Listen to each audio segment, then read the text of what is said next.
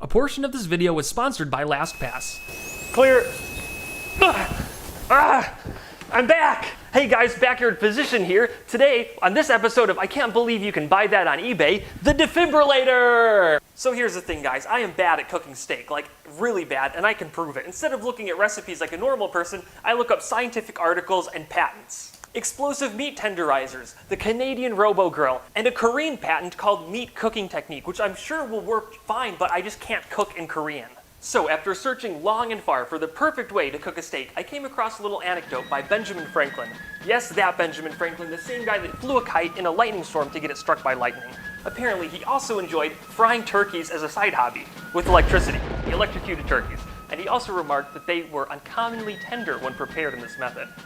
So he used a bank of Leyden jars, which are basically a primitive capacitor, and he had a bunch of these all connected in series, and one time he almost killed himself by grabbing both leads at the same time and getting a horrible shock, but those must have been some really good turkeys because he persisted on electrocuting those turkeys. So today, we're going to try defibrillating a steak and see if it tenderizes the meat, and as a side quest, I'm really curious to see if the steak will jump when we defibrillate it. Let's get started. So, have you ever wondered how a defibrillator works? I mean, we all know that it's used to restart your heart, but I'm kind of curious what's going on the inside of this thing. Inside, there's a large capacitor that stores the energy, and the operator can choose how much to charge the capacitor. When you press charge on the unit or the paddles, the capacitor charges through this switch. Then, when you press both buttons on the paddles, the switch flips from the charging position to the discharging position, which goes to the paddles. But there's a catch. The pulse from the capacitor alone would be way too intense. Instead of just resetting your heart, it would probably just explode it. So an inductor is added to slow the pulse down. You can imagine an inductor is kind of like a water wheel. It takes a while for a big water wheel to spin up, and when you take the water away from the water wheel, it'll still spin around for a little bit, so it turns a big spike into a kind of a more gradual hump, which coincidentally is a lot better for patient survival too. Okay, round of applause everybody. Now you know how it works. You're pretty much doctors as far as I'm concerned. Now, there's a couple more experiments I want to try with the defibrillator, but first, this portion of the video is sponsored by LastPass. Secure and simplify your life just in time for the holidays with LastPass. LastPass autofills and organizes passwords for you so you don't have to write them down, remember them, or reset your account when you forget them. LastPass works across all of your devices, even on mobile sites and apps for iOS and Android. When you open an app or a site, LastPass will fill in your username and password for you, making it fast and easy to log in. With unlimited password storage, you can store all of your passwords, credit cards, files, and more in an encrypted, secure vault. The security dashboard is your cybersecurity command center for assessing password security and monitoring accounts for data breaches. You can view your security score and see a list of your weak and reused passwords to make improving your security immediate and seamless. Dark web monitoring is LastPass's newest feature, and it monitors your accounts and sends you an alert if your information is compromised on the dark web. Make your holiday shopping more fun and less stressful. When you're ready to make a purchase, your profile will fill in all of your payment and shipping details for you. You can also share your passwords with anyone without having to send them over text or email where somebody else might see them later. With the holidays just around the corner, we're excited to offer you 40% off LastPass Premium for a limited time. Visit lastpass.com/thebackyardscientist40 or click the link down below in the description to get this exclusive offer and start using LastPass today. And thanks again to LastPass for sponsoring this portion of my video. Now, back to my regular content. Before we start exploding the steaks, I think we should try using this to explode other things. So we've got a light bulb here, and we're going to charge it up and connect it to the light bulb and see what happens. All right, what should we start low or something? Maybe let's start low. 5 joules. All right, clear. 3, 2, 1. Hey, that flashed pretty good. All right, oh, let me record that. Well, that was a pretty bright flash. Yeah. I'm surprised that 5 joules was enough to light up the light bulb that bright. All right, we've got a new light bulb here going straight to 360 joules of energy. Charging. Whew, it takes a little while. All right, 3, 2, 1. Whew, wow, I don't think it broke. Oh yeah, it did. Yeah, it did. It toasted it. I still thought it would explode more than it did. That's pretty cool. Oh wow, where did those sparks come from? Yeah, look at that. The bottom of it just had a big chunk taken out of it from the big spark that came through there. So now we're going to try dumping 5,000 volts through a 1.5 volt AA lithium battery. So if this explodes, it's going to be good. Yeah. 3, 2, 1. I saw a spark. I saw a spark too. Hold on, let's see this. Touch both ends, I dare you. I'm good. I thought it would at least catch on fire. Yeah, I figured all that voltage all at once it would catch on fire. I think I know the problem here. All right, what's wrong? Remember when we took this apart and we saw that there was that like inductor that slowed down the electrical pulse? Right. I think that's the problem. So I'm gonna need to make my own defibrillator, but it can dump the energy a whole lot faster. Fortunately, I already built it. All right, so this right here is my homemade defibrillator. All right, I'm gonna plug this in. I think it just takes a second to charge this up. All right, 3, 2, 1. Whoa! Woo! Nice. No, that was more like it, but the Yeah. battery's still, The battery's still intact. but that was still a good explosion. I'm happy with that. I wonder if the battery still holds a charge. Still good.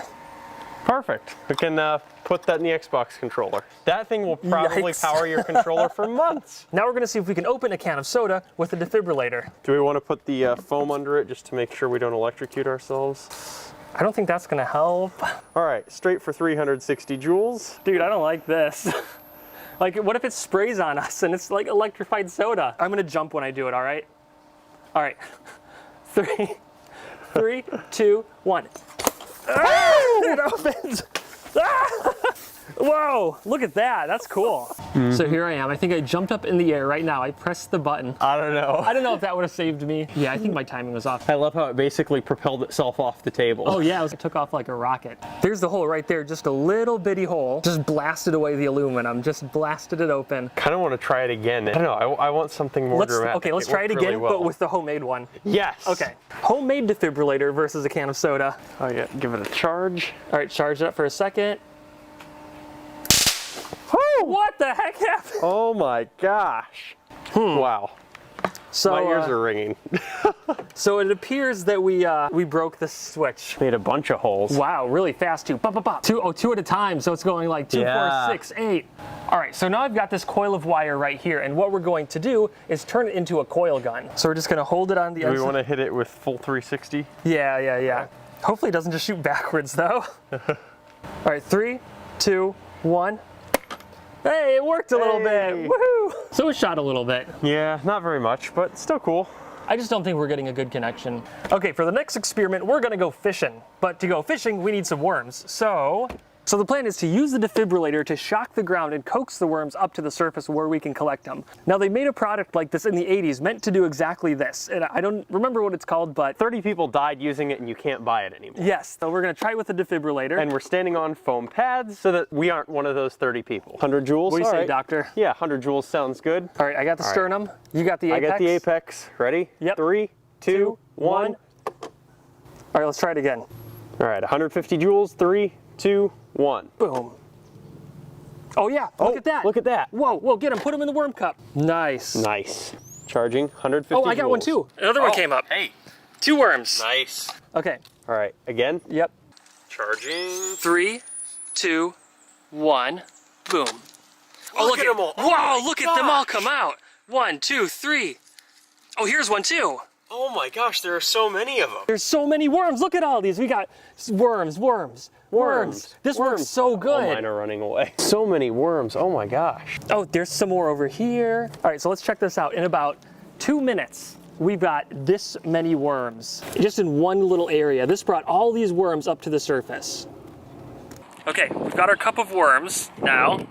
Let's see if we can catch anything. Spoiler alert, we didn't catch anything, but we're gonna release the rest of the worms. So now we're going to be doing the steak taste test. So we've got some big old steaks right here.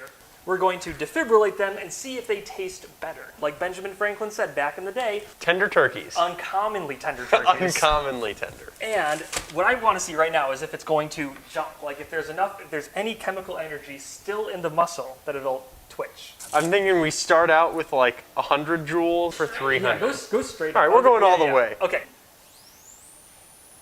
Are you ready? 3, 2, 1. Oh, nothing. Nothing. Nothing, not a jump. Let's try it again. Let me charge it again, all right? All right. 3, 2, 1. Oh, Did you see something? there was a big spark over I on didn't, your I side. didn't see it. Let's try it again. Clear. Oh, I saw it. Nice. Yeah, so now Sandra is going to cook the steak. Okay, so now Steven's going to cook the steak because we've already established I can't cook. Sandra is then going to cut up the steaks and give each of us some pieces of steaks. We're not going to know if it's the tenderized steak or the normal steak. The dogs don't care. The dogs will eat it. Primrose. Time to fire up the grill. Even though it didn't jump, maybe we can still taste a difference. Sandra randomized the samples, so we don't know which is which. Come here. Waiter. Waiter. Sandra. Are you kidding? Come here. I'm not your waiter. Thank you, Sandra. So we tasted both of the steaks, and I thought that the toothpick steak was tougher, and Steven thought... I cannot tell the difference. Sandra, which one was which? The one with the toothpick is the one you electrocuted. The one with the toothpick was the tenderized We one. picked the wrong one. So truth be told, I knew there wasn't going to be a difference. I really just wanted to have a nice steak dinner and write it off as a business expense. Because the truth is, they were both already electrocuted before we got them. That's true. Before they even came to the store, the meat gets electrocuted to get tenderized. And this is true for probably most processed meat that you eat. Oh yes, it's true. Electrical stimulation increases the tenderness, firmness, color, and quality of the meat, and it improves processing time, so by the time it gets to you, it'll still be fresh. I wanted to try with fresh meat, and since I live on the coast with plenty of access to fresh fish, I went down to the fish market. So let's see how fresh this fish really is. So we've got it at 20 joules. Okay, so what we're gonna do is take these strips of tinfoil and put the fish on top because there's not enough room on top of the fish for both of the paddles. All right, do you have a good view of it? Yeah, I'm kind of scared. All right, 3, 2, 1. Ah! Oh my gosh, it's actually working. Oh man, that's actually kind of weird. I'm kind of grossed out too. I don't like that it was moving like that. So this is the 4th time I'm doing it, and now it's probably the cells are completely out of energy. Let's try it. Oh, no, they're not. Yeah, but still, it didn't contract like it did before. So I guess the science is right. Once the cells are out of energy, they'll no longer contract like that. That's why the beef was no longer moving the muscles, because it sat for so long that there was just nothing left in the cells to make them move. All right, so let's test this out and see if it works. So the first one is going to be the regular fish, the non-defibrillated fish. Let's see how this tastes. We'll see.